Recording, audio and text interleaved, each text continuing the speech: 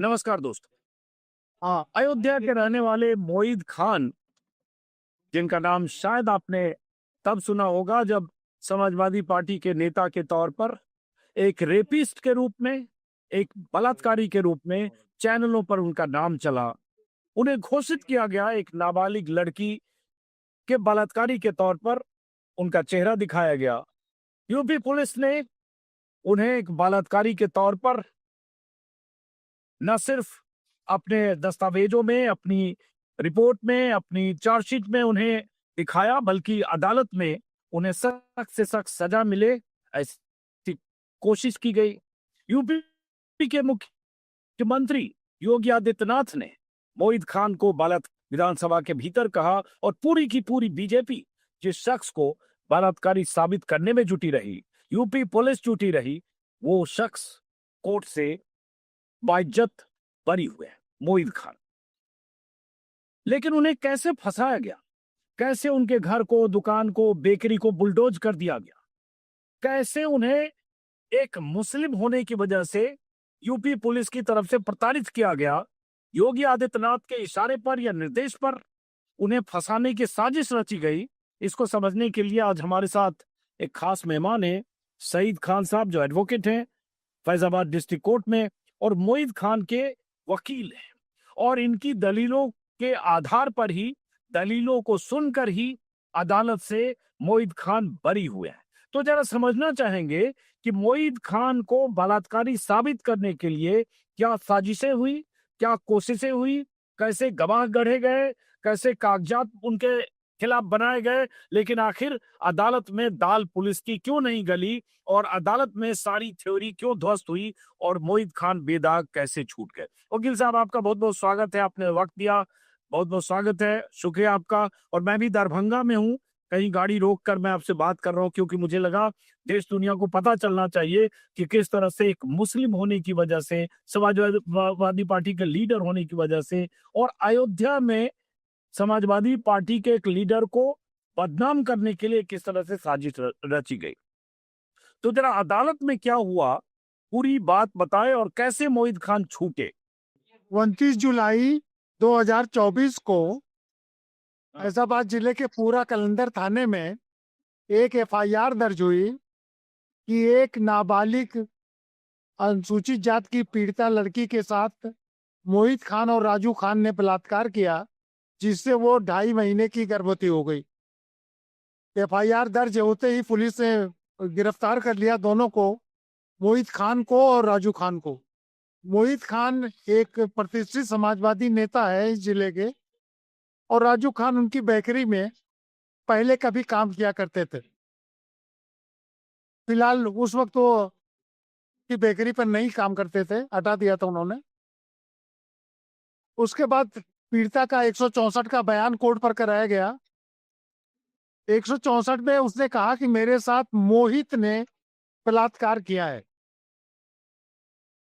जब 164 का मुआयना किया पुलिस वालों ने, तो उसने देखा कि इसमें मोहित का नाम नहीं लिया, मोहित का नाम लिया। तो पुलिस को चूंकि मोहित को फंसाना था, इसलिए एक दूसरा 164 का कलमबंद बयान करवाया पुलिस ने।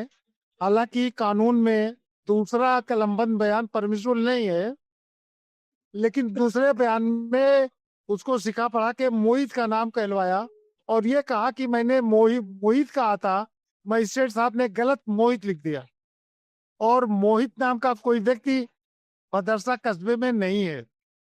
ट्रायल के दौरान हमने मोहित का निवास प्रमाण पत्र, वोटर की नकल, वोटर लिस्ट की, ये सब चीजें लाके दाखिल किया और जिला में उससे पूछा कि भाई आपकी बड़ी बहन का एक देवर है जो उसी कस्बे में रहता है जिसका नाम मोहित है और उसके पिता का नाम ये है। तो ये बात साबित हुई कि दरअसल मोहित नाम का व्यक्ति है जो पीड़िता का रिश्ते में देवर लगता है, लेकिन चूंकि दूसरा कलमबंद बयान इन्होंने मोहित के नाम कराया था, चार्जशीट मोहित के नाम आई। ट्रायल में साबित हुआ हाँ, जी, बात पूरी कीजिए। ट्रायल में जी, ट्रायल में एफआईआर में आरोप था कि मोहित की बेकरी के अंदर मोहित और राजू ने उसके साथ सामूहिक बलात्कार किया और उसका वीडियो बनाया। ये एफआईआर में ये आरोप था। लेकिन जब दोनों के फोन पुलिस ने रिकवर किया, फोरेंसिक जांच में भेजा, तो वहां से रिपोर्ट आई कि इन दोनों मोबाइल फोन से कोई रिकॉर्डिंग कभी की ही नहीं गई है, डिलीटेड नहीं की ही नहीं गई है। और जब पीड़िता को उस स्थान पर ले जाया गया कि भाई तुम्हारे साथ बलात्कार कहाँ हुआ, तो पीड़िता ने बेकरी से 100 मीटर दूर एक खेत में एक चिलबिल के पेड़ के नीचे का स्थान बताया कि हमारे साथ यहाँ बलात्कार हुआ है। यानी बेकरी में नहीं हुआ, वो स्थान बेकरी से 100 मीटर दूर है। लेकिन हड़बड़ी ने पुलिस वालों ने पूरी बेकरी को बुलडोज कर दिया। इनका एक शॉपिंग कॉम्प्लेक्स था, उसको बुलडोज कर दिया। शॉपिंग कॉम्प्लेक्स मोहित खान का नहीं था, वो एक मिस्टर महमूद है उनका था। वो इंग्लैंड में रहते हैं, मोहित उसकी देखभाल करते थे। लेकिन इनका मान के उसे भी बुलडोज कर दिया। इनकी पूरी बेकरी बुलडोज कर दी। करीब 15-20 लाख का इनका सामान, जो मैदा वगैरह था, 20-20 लाख की मशीनें थी, सब कुछ ध्वस्त कर दिया, चला के उसी मलबे में दबा दिया। ट्रायल चला, इन लोगों ने 13 गवाहान पेश किए। जिरा में पीड़िता ने यह भी कह दिया कि मैं किसी राजू खान को नहीं जानती, और जो मोहित नाम मैंने बताया था वो दरअसल मैंने मोहित बताया था, मजिस्ट्रेट साहब ने गलत लिख दिया कि वो मोहित है। बहरहाल अदालत में 1 साल 5 महीने करीब कार्रवाई चली, सारे गवाह पेश किए गए, जिरा हुई। ये पूरे ट्रायल से साबित हो गया कि ना तो उसके साथ बेकरी में कोई बलात्कार हुआ है, और ना उसके साथ मोहित ने कोई बलात्कार किया। उसको जो उधर समाजवादी, उधर भाजपा के नेता लोग थे, उन लोगों ने मामले को उछाला। एफआईआर के बारे में जब पूछा गया उससे, उसकी माँ ने एफआईआर किया था, तो माँ ने स्पष्ट रूप से सशपथ कहा कि ये एफआईआर में लिखे शब्दों का मतलब मैं नहीं बता सकती, मैं वो स्थान नहीं बता सकती कि जहां पर एफआईआर टाइप, कंप्यूटर टाइप थी, कहाँ पे ये टाइप कराई गई, मैं उस स्थान को नहीं बता सकती। और ये हो सकता है कि इस एफआईआर को भारतीय जनता पार्टी के नेताओं द्वारा दर्ज कराई गई हो। ये सारी बातें आई। अदालत ने ट्रायल के बाद ये पाया कि नहीं, ये बिल्कुल बेगुनाह है। हाँ, डीएनए टेस्ट में मोहित का तो डीएनए मिला नहीं, राजू खान का डीएनए किसी तरह से मैच किया। हालांकि डीएनए बनाने वाले वैज्ञानिक को अदालत में पेश नहीं किया गया, वो डीएनए भी प्रूव नहीं हुआ। इस पर भी अब इनकी हाँ केस दाखिल किया गया था कि डीएनए प्रूफ, हाँ, डीएनए अब दो प्रूफ तीन नहीं। सवाल है। 2-3 सवाल, जैसे आपने कहा कि पीड़िता का बयान 164 में मजिस्ट्रेट के सामने पहली बार हुआ, तो उसमें जी उन्होंने मोहित का नाम लिया कि मोहित ने उनके साथ जी बलात्कार किया। जी हाँ। लेकिन आपका कहना है कि दोबारा 164 में बयान लिया गया, पीड़िता का लिखवाया गया, जिसमें उन्होंने मोहित का नाम लिया। ये आप कह रहे हैं वकील जी साहब? जी तो जी जी आमतौर जी पर यही कह रहा जितना हूँ। मैं न्यायिक प्रक्रिया में जितनी मैं भी थोड़ा बहुत समझता हूँ, मेरे फादर जुडिशरी में रहे, 164 में एक बार बयान हो गया मजिस्ट्रेट के सामने तो हो गया, फिर वो मजिस्ट्रेट के सामने दोबारा बयान आमतौर पर तो ऐसा होता नहीं है। नहीं, कानून में वो लॉ में परमिसिबल भी नहीं है, सेकंड 164 दोबारा हाँ नहीं कराया जा सकता। लेकिन चूंकि हाँ शासन प्रशासन पूरा लगा हुआ था, और हाँ पूरे सरकारी वकीलों की फौज, मैं एपीओ, एसपीओ, डीजीसी, एडीजीसी, सारे लोगों का पूरा दबाव था, पुलिस की पूरी फोर्स आती थी, तो किसी तरह से दबाव में दोबारा बयान करवाया गया। हालांकि ट्रायल जज ने परमिशन नहीं दिया। हाँ। पॉक्सो कोर्ट में परमिशन, पॉक्सो कोर्ट की होनी चाहिए 164 की, पॉक्सो कोर्ट ने परमिट नहीं किया। लेकिन उन्होंने चीफ जुडिशियल मजिस्ट्रेट से, जिनको पावर नहीं थी, उनसे एक परमिशन लेके दोबारा बयान करवा दिया। अच्छा, और दोबारा बयान में पीड़िता ने मोहित का नाम लिया और उन्होंने कहा कि पिछली बार मजिस्ट्रेट ने गलत मोहित लिख दिया, ये कहा। जी हाँ, जी हाँ। पीड़िता से ने जिरा में भी कहा कि पेशी के दिन वो गवाही देने नहीं आई। दूसरी पेशी पर जब उसका वारंट इशू हुआ तो पुलिस वाले लेके आए, तो उसे प्रश्न किया गया कि भाई आप कल, आपकी पेशी थी, आप कल पेशी पर नहीं आई, तो उसने कहा कि नहीं, पुलिस वाले हमको घर से मुझे मेरी माँ को ले गए, दिन भर थाने में बिठा के रखा और आज लेके आए हैं। तो अदालत ने भी माना कि ये संभव है कि अदालत में थाने ले जाकर के उसे पूरी तरह से प्रेशराइज करके बयान दिलाया गया हो। इस बात को अदालत ने अपने जजमेंट में होल्ड किया। हाँ, तो अब आप इम्पोर्टेंट 2-3 चीज समझने के लिए, क्योंकि जजमेंट के ऑपरेटिव पार्ट्स बहुत सारी चीज हम लोग नहीं जानते हैं, अखबार में वो सेलेक्टिव चीजें छपी। तो अदालत ने जब इनको बरी किया मोहित खान को, तो अदालत के ऑब्जर्वेशन क्या क्या है, क्या क्या एम्बिग्विटी या लूप होल्स थे जो इनके पक्ष में गए, और जो पुलिस की सारी थ्योरी वहां ध्वस्त हो गई। वो मैं आपको बताने जा रहा हूँ। पहली चीज तो अदालत ने ये होल्ड किया अपने जजमेंट में कि बेकरी में कोई बलात्कार नहीं हुआ है, और जिस तरह से पीड़िता ने बयान दिया है उसका बयान विश्वसनीय नहीं है। 164 में कुछ बयान दिया है, दूसरे 164 में कुछ अलग बयान दिया है। पुलिस को जो बयान दिया वो एक अलग बयान दिया है। पुलिस ने अपने बयान में उसका बयान लिखा था 161 में कि दोनों लोगों ने मेरे साथ बलात्कार किया, मैं बेहोश हो गई, फिर मुझे खोजती हुई मेरी माँ आई, तो मैं खून से लथपथ पड़ी हुई थी, तो मेरी माँ मुझे उठा के ले गई। ये सारी बातें उसने कोर्ट में नहीं कही। तो अदालत ने कहा कि ये इसका बयान विश्वसनीय नहीं है, बार बार ये बयान बदल रही है। और इसके जी, अलावा, इसके अलावा इसके अलावा जी इसके अलावा बहुत सी चीजें थी। जैसे अगर किसी मुकदमे में प्लेस ऑफ अकरेंस घटना स्थल ही बदल जाए तो पूरा मुकदमा संदिग्ध हो जाता है। यानी जो घटना स्थल FIR से लिख के आप आ रहे हैं वो तो साबित ही नहीं हुआ ट्रायल में। ट्रायल में दूसरी जगह साबित हो गया। इसके अलावा मोहित का DNA नहीं मिला, इनके मोबाइल से कोई रिकॉर्डिंग नहीं मिली, और अदालत ने देखा भी एक 72 साल का बूढ़ा आदमी इस तरह ऑब्जर्वेशन में भी पाया गया कि ये गलत फंसाया गया है। भाई बहुत हम इम्पोर्टेंट बात है, दर्शकों सुनिए। 70-71 साल के मोहित खान है, 70-71 साल की उम्र में चूंकि उन्हें फंसाना था। इसमें बहुत सारे लोग मानते हैं कि पॉलिटिकल एक सिनेरियो था कि लोकसभा चुनाव में अयोध्या इलाके में बीजेपी हार चुकी थी। अवधेश प्रसाद के जीतने से बीजेपी बहुत सदमे में थी। फिर मिल्कीपुर में विधानसभा चुनाव होना था, तो किसी न किसी तरह से एक समाजवादी पार्टी और एक मुस्लिम चेहरे को सामने रखकर वहां माहौल ऐसा बनाना था, और इसलिए कंस्पिरेसी गढ़ी गई। क्या ऐसी भी बात कंस्पिरेसी साबित हुई?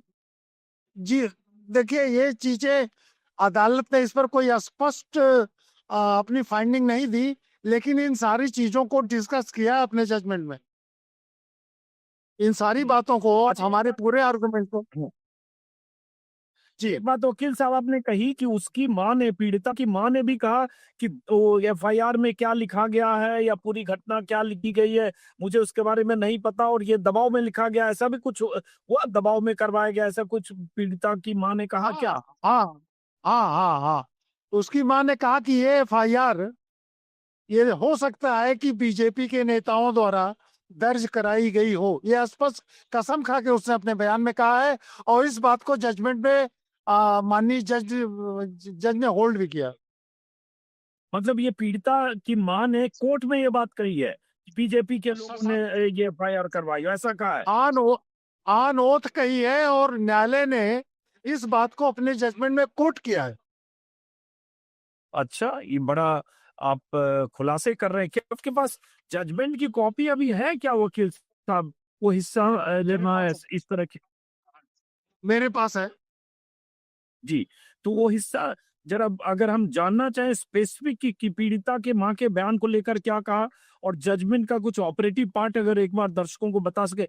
देखिए बहुत बड़ी बात है कि एक शख्स को सिर्फ मुस्लिम होने की वजह से, बार बार ये बात करो, सिर्फ मुस्लिम होने की वजह से और समाजवादी पार्टी के नेता होने की वजह से और अयोध्या में होने की वजह से, क्योंकि अयोध्या में उनको एक माहौल ऐसा बनाना था, एक मुस्लिम लीडर को एक विलन के तौर पर पेश करना था, और इसलिए चैनलों पर लगातार उनको रेपिस्ट, बलात्कार, यहाँ तक की मांग होने लगी कि मोहित खान को फांसी दो। और जैसा कि वकील साहब कर रहे हैं, उनकी बेकरी या वो घर और वो कॉम्प्लेक्स जो किसी और का था जिसकी देखरेख करते थे, उस सबको बुलडोज कर दिया गया बिना चार्जशीट के, बिना अदालती कार्रवाई के, बिना कोर्ट के किसी ऑर्डर के। एक तरफा एक तरह से बुलडोजर एक्शन लिया गया क्योंकि योगी आदित्यनाथ ऐसा ही चाहते थे। अब जरा जजमेंट का कुछ ऑपरेटिव हिस्सा अगर बता दें आप। अर्जुन साहब, इस मुकदमे में ट्रायल के दौरान एक और सर्कमस्टांस निकल के आए, वो आपके लिए शायद बहुत इंटरेस्टिंग हो और जी। लोगों के लिए भी बहुत इंटरेस्टिंग हो। मुझे एक वीडियो मिल गया था हम्म। जिसमें सामने उत्तर प्रदेश के मुख्यमंत्री योगी आदित्यनाथ जी बैठे हैं, उनके सामने वादिनी बैठी हुई है और एक मंजू निषाद जो बीजेपी की नेता वो बैठी हुई है और उस क्षेत्र के विधायक अमित सिंह जी बैठे हैं। वो फोटो मैंने कोर्ट पर दाखिल करने की परमिशन अदालत से मांगी, अदालत ने मुझे परमिशन दी। वो फोटो पार्ट ऑफ रिकॉर्ड की गई और उस फोटो पर मैंने जब जिरा किया वादनी से कि भाई देखो ये फोटो आप पहचानती हो, तो उसने कहा हाँ, ये फोटो मेरी है, मैं हूँ। मैंने कहा आपके बगल में ये आपके क्षेत्र के बीजेपी के विधायक अमित सिंह जी बैठे हैं? कहा हाँ, ये मेरे विधायक जी हैं। मैंने कहा ये बगल में मंजू निषाद जी बैठी हैं जो आपके क्षेत्र की बीजेपी की नेता है? उसने कहा हाँ, ये बैठी हैं। हमने कहा आपके सामने ये उत्तर प्रदेश के मुख्यमंत्री योगी आदित्यनाथ जी बैठे हैं? तो उसने कहा हाँ बैठे हैं और हमको विधायक जी मिलवाने के लिए और मंजू निषाद मुख्यमंत्री जी के पास ले गए थे, उनसे हमारी बात हुई है और हमको वहां से आर्थिक सहायता भी मिली और ये भी बात जजमेंट में है। हाँ, ये जजमेंट में भी है। यस यस, इसका हवाला जजमेंट में है। तो वही कुछ हिस्सा अगर जजमेंट से कोई हिस्सा आप बताएं, अगर स्पेसिफिक इन्वर्टेड कोमा में जो जजमेंट का ऑपरेटिव पार्ट है अगर आपके पास है अभी। हाँ है, देखिए ये ऑपरेटिव पार्ट में नहीं है, ये जजमेंट की बॉडी में है और थोड़ा जजमेंट बड़ा है। वो हिस्सा बताइए।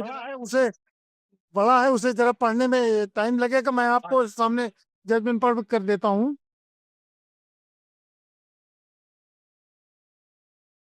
ये नहीं है जिसमें, हाँ आगे भी इसके बयान में थोड़ा जजमेंट लेंदी है, बड़ा है, उसमें खोजने में समय लग जाता है। अब ये बताइए हमारा हिसाब चला सर।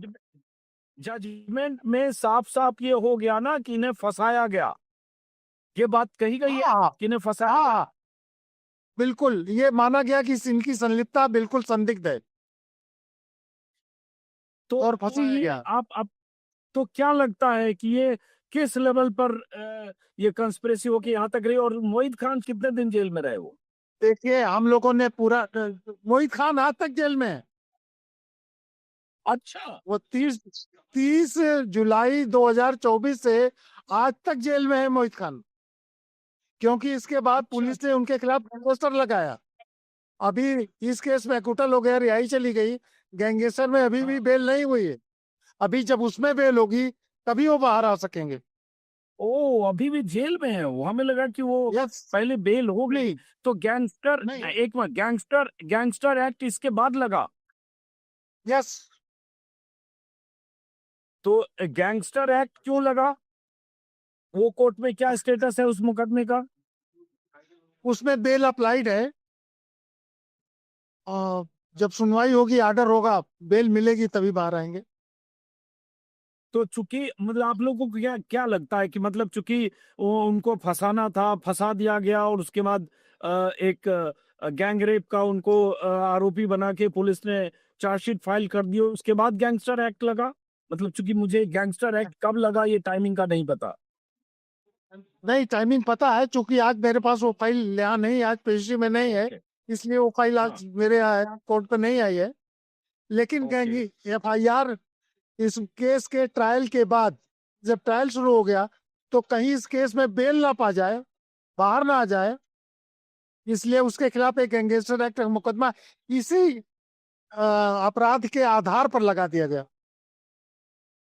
बताइए। तो लगभग 1.5 साल से जेल में है मोहित खान, 71 साल 1.5 साल से जेल, 1.5 साल तो अभी अभी जजमेंट में ये हुआ कि राजू खान का DNA मिल गया पीड़िता से, और ये भी माना जाए कि DNA टेस्ट होना या डीएनए टेस्ट कराया जाना भी मोहित खान की बेगुनाही को साबित करने में मददगार बना। जी हाँ, जी हाँ, आप सही हैं। हाँ। और दूसरा ये कि जो ये कहा गया था पीड़िता की तरफ से एफआईआर में शुरुआती उसमें कि मोबाइल से रिकॉर्ड किया और उसके बाद उसको ब्लैकमेल ये लोग करते रहे, मोहित खान को भी जो आरोपी बनाया गया। तो मोबाइल जी। की फॉरेंसिक जांच में कहीं उस मोबाइल में कोई भी वीडियो बनने की कोई सबूत नहीं मिले। ठीक कोई है। सबूत नहीं मिला, उससे डिलीट हाँ। भी नहीं किया गया है। ये रिपोर्ट है कि इससे हाँ। कभी कोई रिकॉर्डिंग की ही नहीं गई। अब इसी से दर्शकों आप समझिए कि फंसाने की कितनी बड़ी कॉन्स्पिरेसी रची गई। और ये कॉन्स्पिरेसी ऐसा नहीं है कि कोई फैजाबाद के अयोध्या के कोई लोकल लेवल के पुलिस अधिकारी ने, एसएचओ ने, डीएसपी ने, एसपी ने किया। ये सीधे सीधे लखनऊ से हो रहा था, सीधे सीधे मुख्यमंत्री के सुपरविजन में हो रहा था, क्योंकि सीधे सीधे मुख्यमंत्री ने विधानसभा में बयान दिया मोहित खान को लेकर। और वो बयान में जिस तरह से उन्होंने रेपिस्ट घोषित कर दिया विधानसभा में, और जिस तरह से पूरी बीजेपी मोहित खान के मुद्दे को उछालती रही, जैसा कि मैंने कहा फांसी की मांग तक करते रहे कुछ बीजेपी के नेता विधायक, और पूरे देश में माहौल बना। इसलिए क्योंकि मोहित खान को किसी भी सूरत में रेपिस्ट बताकर और एक नैरेटिव सेट करना था समाजवादी पार्टी के खिलाफ। और जाहिर है उनके टारगेट पर मुस्लिम तो होते ही हैं अगर किसी आरोप में फंसाने की बात होती है। अब आखिरी में एक सवाल कि हाँ, अंजुम साहब, मुझे वो पोर्शन मिल गया है जी। जिसमें गवाह ने बयान दिया है। ये हाँ। उसके गवाह PW2 के पेज नंबर 9 पर हाँ। कि गवाह को पत्रावली में शामिल फोटोग्राफ दिखाया गया, तो उसने कहा कि मेरे बगल पिपरी गांव की मंजू निषाद बैठी हैं, दूसरी तरफ जो दाढ़ी वाला व्यक्ति बैठा है वो मेरे क्षेत्र के विधायक अमित सिंह बैठे हैं, मेरे सामने वाली कुर्सी पर उत्तर प्रदेश के मुख्यमंत्री योगी आदित्यनाथ बैठे हैं। तो फोटोग्राफ पर बचाव पर संख्या 1 डाला गया। ये मैं रिकॉर्ड पे पढ़ के बता रहा हूँ। ये है PW2 का बयान, पेज नंबर 9। ओके। तो उनकी तरफ से जो 13 गवाह पेश किए गए वो 13 कौन लोग थे अभियोजन की तरफ से? वो सारे सरकारी गवाह थे, और ये आम अच्छा। ट्रायल की तरह ये ट्रायल नहीं चला। हाँ। ये पूरे गवर्नमेंट के प्रेशर्स के साथ एक तमाशा, पूरे वकीलों की, सरकारी वकीलों की फौज हर पेशी खड़ी रहती थी। हम्म। तो अब ये नेक्स्ट क्या होगा? अब मोहित खान को एक तो जो आप कह रहे हैं कि गैंगस्टर एक्ट में जहां जिसमें बुक किया गया उसमें जमानत जब मिलेगी तभी बाहर आएंगे, इसमें एक्विटल हो गया तो भी। दूसरी बात कि इस जी, केस के इस फैसले के खिलाफ सरकार हाईकोर्ट जाएगी। फैसले के खिलाफ सरकार हाईकोर्ट जाएगी। राजू खान भी फैसले के खिलाफ हाईकोर्ट जाएंगे। दोनों अपीलें एक साथ सुनवाई होगी। और जिस तरह की एविडेंस रिकॉर्ड पे है, मैं ज्यादा उम्मीद करता हूं कि राजू खान भी हाईकोर्ट से छूट जाएगा। ओके। चलिए क्योंकि और मोहित का पीड़िता मामला ने जो एक जगह, शुरू में आपने बात की, शुरू में जो वो आपने बात की वो वही। वो चीजें जजमेंट में माननीय जज साहब ने पूरा लिखा है। हाँ। ऐसा नहीं कि उसको अनटच नहीं किया, सब जजमेंट के रिकॉर्ड पे लाई है वो। ओके। तो इसमें ये भी हुआ, कहीं आज पढ़ रहा था, ये भी हुआ कि पुलिस वालों से जब पूछा गया मोहित का नाम पहले था वो क्या हुआ, तो पुलिस वालों ने कहा कि मोहित नाम का बहुत हो सकता है, उसको खोजा नहीं जा सकता। ये भी किसी लेवल पे हुआ क्या? हाँ, जब विवेचक गवाही में आया, उससे प्रश्न मैंने किया कि भाई जब पीड़िता ने मोहित का नाम बताया, तो क्या आपने मोहित नाम के किसी व्यक्ति को तलाश करने की कोशिश की? तो उसने कहा नहीं की। तो माननीय अदालत ने माना कि ये विवेचक की घोर लापरवाही है। ये बात अपने जजमेंट में लिखी उन्होंने कि विवेचक की घोर लापरवाही है मोहित नाम के व्यक्ति को तलाश न करना। चलिए। चलिए वकील साहब, बहुत बहुत शुक्रिया, अपने कोर्ट में आप हैं और इस तरह से हमारी आपकी बात हो पाई, बहुत बहुत शुक्रिया। और हम जैसे लोग ऐसी स्थितियों में जो नाइंसाफियां होती है उसके बारे में चाहते हैं दर्शकों को पता चले, देश दुनिया को पता चले कि किस तरह से कॉन्स्पिरेसी रची जाती है, किस तरह से पुलिस और सिस्टम एक तरह से कहें पूरा प्लॉट तैयार करता है किसी मोहित खान को फंसाने के लिए और मोहित खान को सलाखों के पीछे भेजने के लिए। और इस तरह से लगभग 1.5 साल से ज्यादा हो गए जब मोहित खान जेल में है। शुरुआत हुई एक रेप के मामले में फंसाने से, बाद में गैंगस्टर एक्ट लगा और उनका जैसा कि बता रहे वकील साहब मकान और दुकान और सब कुछ बुलडोज कर दिया गया जो दुनिया ने देखा। चलिए फिलहाल बहुत बहुत शुक्रिया वकील साहब, नमस्कार।